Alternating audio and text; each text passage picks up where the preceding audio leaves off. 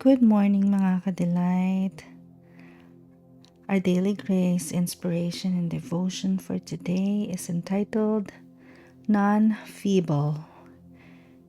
The reading is from Psalm 105 verse 37. It says, He also brought them out with silver and gold, and there was none feeble among his tribes. Do you know what happened when the children of Israel ate Passover lamb on the very first Passover night? That very night, God liberated the Israelites from severe oppression and freed them from the captivity of the Egyptians. But that wasn't all. The Bible also says there was none feeble among the 600,000 men who left Egypt on the night of the Exodus. Exodus 12:37. But when you include the women and children, scholars estimate about 2 to 3 million Israelites were freed that night. Out of these, none, not a single one, came out feeble. Think about the backbreaking work the Israelites were forced to do and the beating and whippings they suffered under their slaves' masters.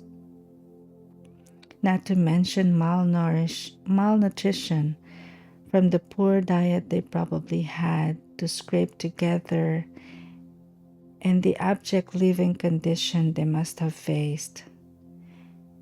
Despite years of harsh and severe labor they had to endure, there was not one who came out sick, not one who stumbled, not one who lacked strength or had mobility problems.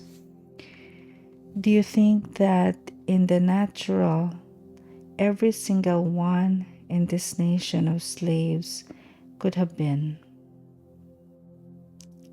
completely strong and healthy? Of course not. And among so many of them, I am sure there would have been elderly slaves as well.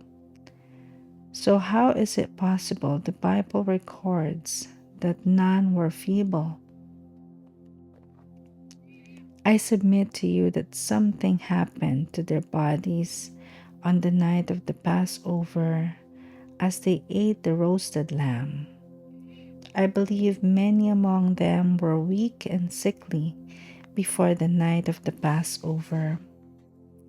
But something happened that reversed all the effects of repetitive stress injuries, muscle and ligament strains, incapacitating work injuries, age-related conditions, and infectious diseases that could have plagued the Israelites because of the conditions they lived under.